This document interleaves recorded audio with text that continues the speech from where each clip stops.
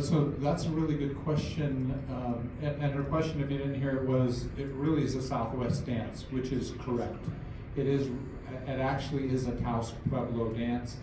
About the time that I learned back in 1972, it was a dying art. It was one of those things that was ready to be put behind us and forgotten.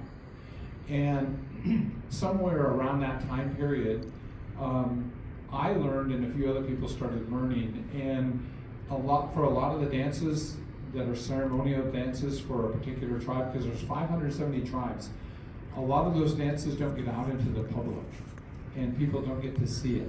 So from the Tulalip, which is between Seattle and Vancouver, BC, up in the Northwest, there are some songs and dances that we do that nobody sees except for those people up there. And I think this was kind of like that at the time. And then one day, and I don't know when it happened, but it became a general knowledge, and it was kind of verified by the Taos Pueblo. It's okay for whoever wants to dance, you can dance it. And it became more of an individual dance. So somewhere in the 70s, it became okay for anybody to learn the dance, and today that's probably what it's known more for. So even my regalia, you probably wouldn't have the designs that I have, but as you watch the dancers from different places, you're going to see a lot of times you can look at them and you go, oh, I know you're not from, or I know you're from. An example in Canada, they would wear leggings that are leather or deer hide, and their whole top and bottom is heavy and it's thick because in Canada it's cold. Whereas in the Southwest, if you saw Tony Whitecloud in that, he had a breechcloth and he had no shirt. And they'll wear a roach on their head sometimes, but the reason he dressed that way is it was hot. So you can kind of see, even the leggings, they were short, way down here, and he had the bells on, and people ask different questions about even the regalia.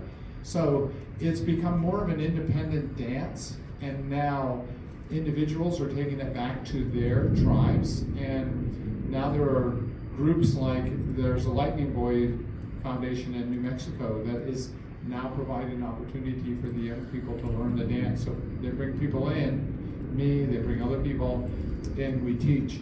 So I began learning in 1972, taught my nephews, they were little guys, I taught my brother, and then as I got older, I began teaching other people. I taught my children, I've been teaching my grandchildren, I've held workshops around the country, down in Arizona, in Washington, here in Utah. Probably for 20 years, I worked with the Alpine School District coming up every summer, and I'd work a week with the kids teaching them how to hoop dance, and now we have some really good hoop dancers that are from that area. So the idea is not to keep the dance and hold it and hide it.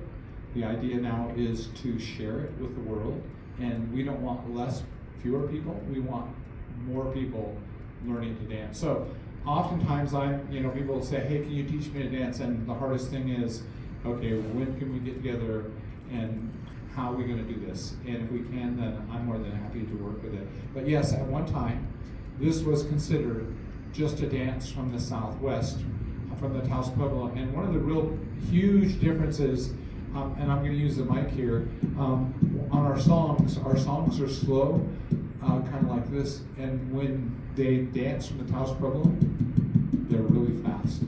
Oh my goodness, how are you guys even dancing? So you're going to get different styles from different places. I kind of have my own style. You have the Southwest style, you have the Northern style, you have the Eastern style. And so an individual can kind of make a performance their style, but today it's more considered an individual dance. Good question. Anybody else? Questions? Yes? I'm curious, I think I saw in there that the first world champion was in 1991. Is that just because the dance was becoming more popular, so it grew to a place where it could be judged? That award would be more prone to be existing? Well, so for the native, excuse me, it's all that dancing.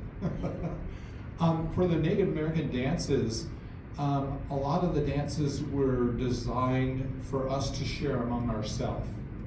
And they came from particular places, and they were known for a particular look or dance or style. And now we call a lot of the dancers intertribal, meaning anybody from any tribe can do it. And the hoop dance wasn't an intertribal, but now it is. And so a lot of the dances that you see, that you actually see, are now intertribal dances. And so they'll say, okay, we have an intertribal. That's everybody from anywhere can dance. And they'll even say, everybody, even if you don't have regalia on, even if you're not native, everybody come out. So they're kind of expanding, and they're making it a little more accessible for everybody and anybody to kind of do the dance and any of the dances. So the dance was kind of, when they started back in 1991, I think it was, the reason that there was only 7 people is there was no dancers. I went to a hoop dance contest this last weekend with my wife. My wife is a Lumbee Indian from North Carolina, so if you want to know about the Eastern or the Lumbee Indians, you can ask her. And this is the first time they did it, and it was up in Ridgecrest. And there was 130 dancers at the herd this last year, and it was the first time they did it there. There was 9 hoop dancers. So it was like, beginning something is always difficult, but at the time there were no hoop dancers to come and hoop dance. So it's kind of word got out. People from different places said, oh, well, I want to be in it, I want to do it, So I didn't actually get there till like the 5th year that the hoop dance began. And then I started competing in the competitions there at the Herd Museum. So probably, I think there's 37, is it 30? It must be 34, 35 years that's coming up. I probably participated in 28 of them, maybe 25 or so that I participated. I've gone back, and so I have children, grandchildren, nieces, nephews that have gone down to participate in that. But in 91, there was no dancers. In 72, I saw a hoop dance contest with 3. And it wasn't that people were afraid, it's just that it wasn't out there for the world to see. Other questions, anybody? Yes? Hoop dancing, very interesting. Are there other comparable dances that Native Americans demonstrate? Well, you know, we have the fancy dance, and that's with the bustles, the top and the bottom. You have the traditional, which is one bustle, and that's kind of how you can tell. And you have the women who do the jingle dress dance, and the men do the grass dance. And you have the women who do the fancy dance, and so you have different dances that the natives do. And as you go to a powwow, most of those dances you're going to see. A lot of times you won't see in remote places. You'll see all the dances, but you won't see a hoop dancer. So there are a lot of dances. The real major difference between the hoop dance and all the other ones is, if you go to the powwow and you watch the dancers dance, you mimic what they're doing. So the fancy dance, their feet are coming up fast and they're going to a really fast beat. The traditional, they're down lower and they have one bustle. And when you go, you know, you can sit there and watch them and you can copy them. The problem is with the hoop dance, you can't copy them. There's no way to copy them.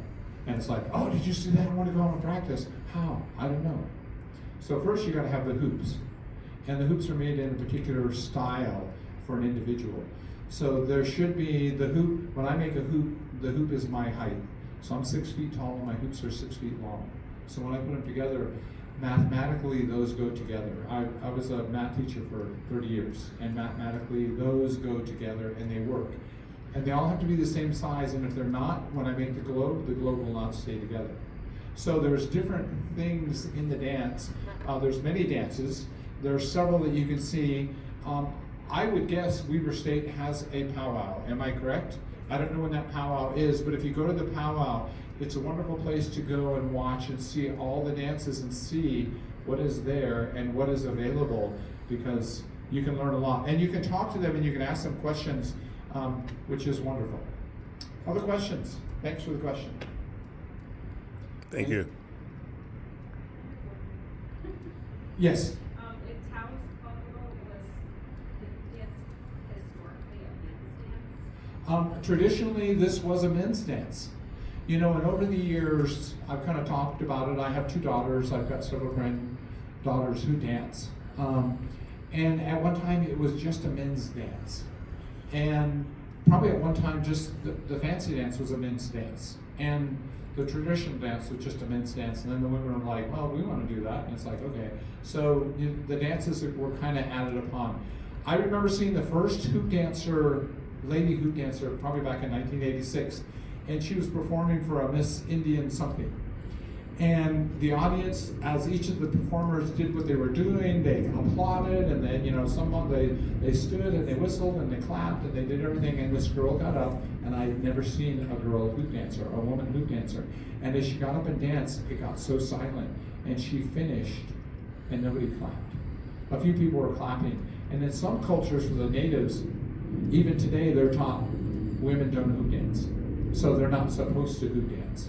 So culturally, that is true. Like the Hopis, I have a friend who always says, well, I don't like that women hoop dance. And he always tells me that. Women aren't supposed to hoop dance. So as my daughters have hoop danced over the years, and as my daughter has done presentations, I remember her saying, I think I know why women weren't hoop dancers. Because when I get pregnant, I can't even pick up the hoop.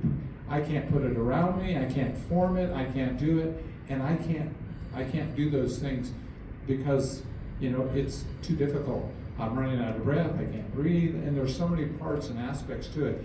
And I believe that was probably the reason, but now when you watch the women today, there have been women who dance champions, and you have different categories. You have men's and women's, and sometimes they're combined. But originally, you are correct, the women did not do dance. Other questions, anybody else? Okay, so I'd like to share, you can kind of, if you've been watching this, you might know who this is. In this movie, Courage, these are some of the things that this short film has earned or won awards for. It was a couple years ago, my nephew, as a young man, we were living in California. We were living in Rancho Cucamonga. He was living in San Dimas, and he was struggling. He was an urban Indian. He lived in the city, and he struggled, but he would go with me to the powwows, and he'd watch me dance. And one day I got him and my son and my daughter and a couple of nieces together, and I said, okay, I'm going to teach you guys how to hoop dance. I want you to go with me. I want you to learn how to hoop dance. And so they began hoop dancing with me, but then when he went to school, he was afraid to tell the world that he was Native.